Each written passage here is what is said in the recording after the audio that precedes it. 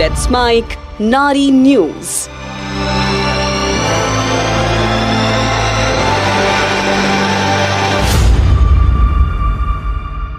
जरा दरिया की तह तक तो पहुंच जाने की हिम्मत कर, तो फिर है डूबने वाले किनारा ही किनारा है। ये शेर उस जीवटता की बात करता है जो एक इंसान को दूसरों से अलग बनाती है।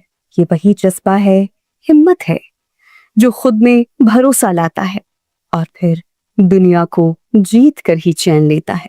आज बात होगी एक ऐसी महिला की जिसने सच्चे मायनों में प्रकृति से प्रेम किया, उसे संवारने का जिम्मा उठाया और करके दिखाया।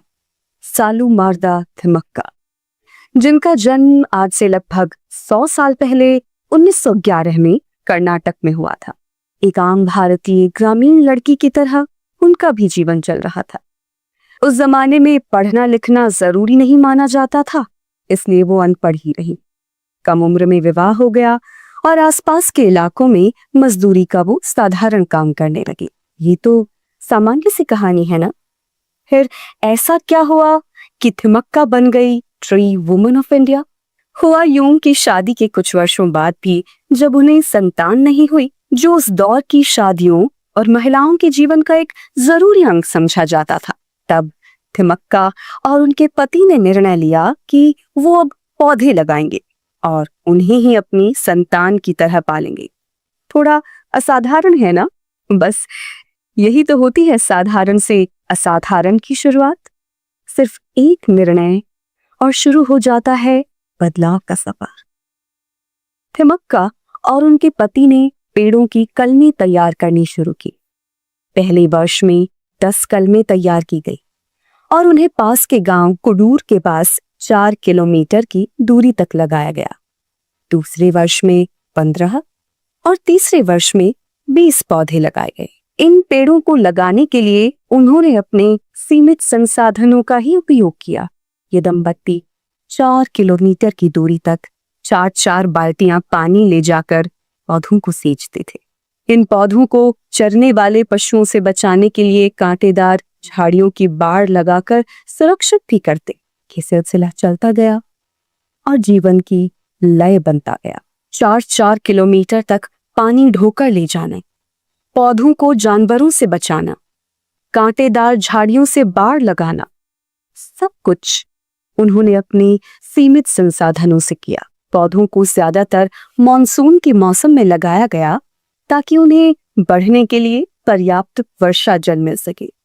अगली मानसून तक ये पौधे आमतौर पर जड़ें पकड़ लेते थे। ये लोग भी उसी मिट्टी से बने हैं जिससे आप और हम बने हैं, लेकिन हम में से कई लोग पर्यावरण प्रेमी होने का दावा तो करते हैं और उसकी पुष्टि अपने घर की बालकनी में लगे रंग बिरंगे फूलों का हवाला देकर करते हैं। वे उस दिन को भूल जाते हैं जब उन्होंने अपना घर बनवाने के लिए पेड़ों को कटवाया था। फार्म हाउस की सुंदरता बढ़ाने के नाम पर जीवित पेड़ों को कटवाकर घास बिछवाई थी, या फिर पत्तों के कचरे से तंग आकर सड़क का पेड़ ही हटवा दिया था। और हम सब कभी उड़ीसा, कभी अंडमान, कभी झारखंड, तो कभी हैदराबाद में जंगलों के कटने, पशु पक्षियों के बेघर होने की खबरें तो सुनते ही रहते। ये बात ध्यान रहे, उन फैसलों को लेने वाले कुछ लोग भी हम ही में से होते हैं, जो कुर्सी पर बैठकर एक दस्तखत से लाखों जीवों और पेड़ों की जिंदगी तबाह कर देते हैं। क्या हम भूल गए हैं कि हर हस्ताक्षर, हर नीति जंगलों के लाखों पेड़ों और जीवों और उन्हीं के साथ साथ कहीं ना कहीं हमारी भी जिंदगी तय कर देती है? खैर, चलिए फिर से लौटते हैं थिमक्का की कहानी पर। उनके पति चिक्कैया का निधन 1991 में हो गया था, लेकिन उनकी यादें आज भी जीवित हैं और फल फूल रही हैं। आप कहेंगे कैसे? उन्होंने जो पौधे 50 साल में लगाए थे, वे अब शानदार पेड़ों की कतार बन गए हैं। दूर से हुलिकल तक की 5 किलोमीटर लंबी सड़क के किनारों पर ये पेड़ फैले हुए हैं। इन्हीं पेड़ों की छाया में थिमक्का कभी कभी आराम करती हैं और विचारों में डूब जाती है। स्थानीय लोग उन्हें सम्मान पूर्वक सालूमारदा थिमक्का कहते हैं, जिसका मतलब होता है पेड़ों की कतारों वाली महिला। थिमक्का तब तक जानी पहचानी नहीं थी जब तक उन्हें 1996 में नेशनल सिटीजन्स अवार्ड नहीं मिला। उनके जीवन पर एक फिल्म भी बनाई गई। उन्होंने अपने जीवन में कुल मिलाकर 384 बरगद के पेड़ लगाए, और यदि उनके लगाए कुल पेड़ों की संख्या देखें तो आपको आश्चर्य होगा कि वो संख्या लगभग 8000 है। अब इन पेड़ों का प्रबंधन कर्नाटक सरकार द्वारा किया जाता है। थिमक्का द्वारा लगाए और पाले गए 385 बरगद के पेड़ 2019 में बागेपल्ली हलागुरु सड़क चौड़ीकरण योजना के कारण काटे जाने के खतरे में आ गए थे। थिमक्का ने मुख्यमंत्री HD कुमारस्वामी और उप मुख्यमंत्री G परमेश्वर से इस परियोजना पर पुनर्विचार करने का अनुरोध किया।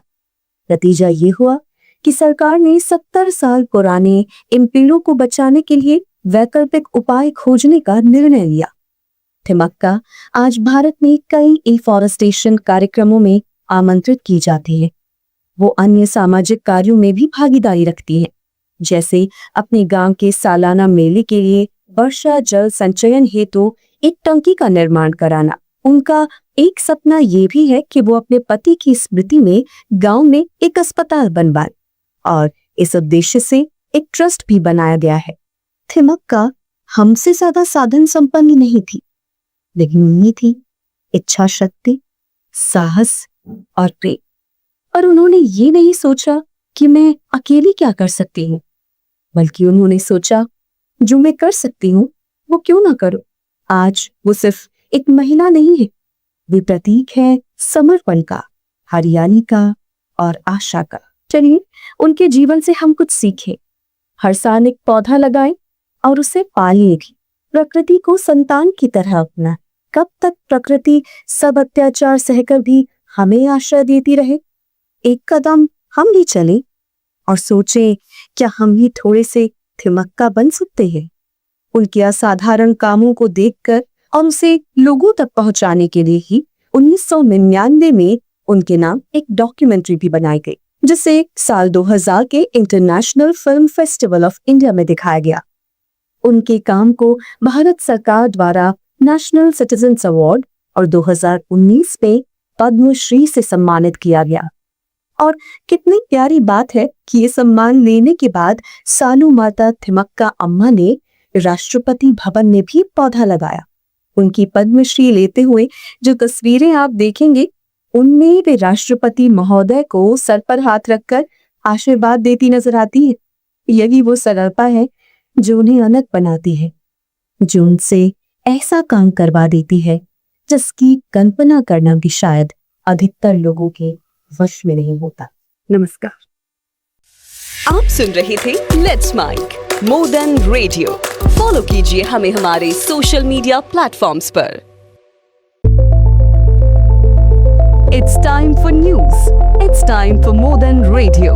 Presenting the first radio news app, Let's Mic. Let's Mic, a news-based app on your phone where you get to watch and listen news, talk shows, interviews, radio show podcasts. On Let's Mic, you get all relevant information of TV, print, radio, podcast, and digital. Let's Mic talks about every segment of life.